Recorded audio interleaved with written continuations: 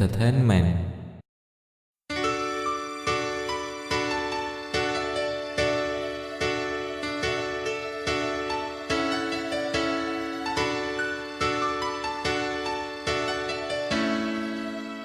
រឿងដែលអូនបានឈឺចាំព្រោះបងប្រាំថាបែងគ្នាទៅរឿងដែលពើអូនត្រូវក្រំគ្រា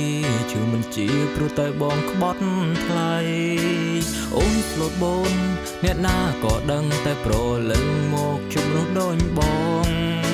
អូនត្រូវឈឺចាំរំរលៀនដងតែស្រង់អូនឈឺស្ទើរតែខ្សែ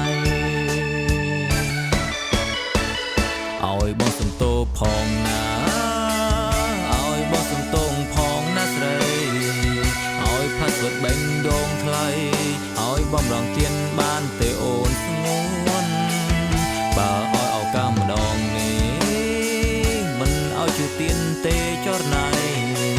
ឲ្យបងបានកែប្រែថ្មីលើកនិងសន្យាឈុំ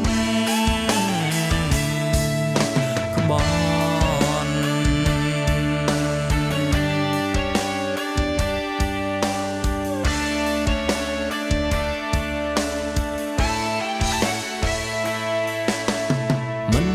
ថាអូនគិតយ៉ាងណាបើជីវ៉ាឈឺម្ដងរួចហើយតែរូបបងនេះក៏មិនដែលសង្ឃឹមឡើយថាត្រើនត្រើយព្រមអភ័យឲ្យបង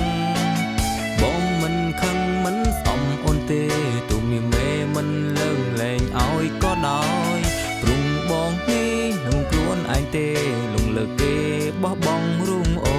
នឲ្យបងសំទោផងណាឲ្យបងសំទោផងណាស្រីឲ្យផាត់សុតបេងដងថ្លៃឲ្យបំដងទៀនបានទេអូនស្ងួនបើឲ្យឱកាសម្ដងនេះមិនឲ្យជឿទៀនទេចរណៃឲ្យបងបានកែប្រែថ្មីលើកនិងសន្យាឈុំក្បត់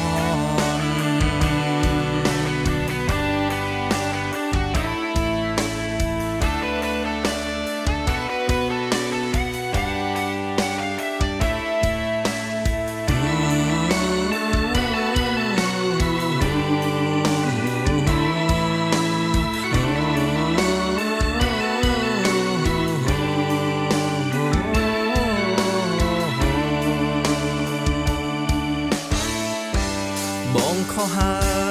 យណាស្រង់ចរណៃតើស្រីថ្លៃអង្គភ័យតូទេ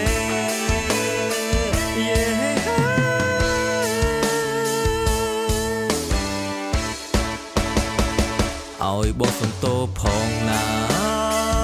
ឲ្យបងសំទងផងណាស្រីឲ្យផាត់សុតបេងដងថ្លៃ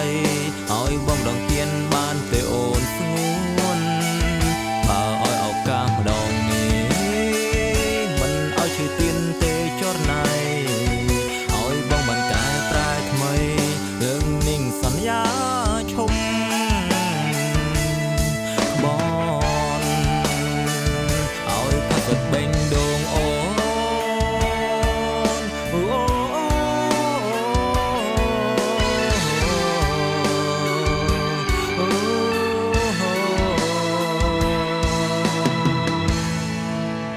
ឲ្យបង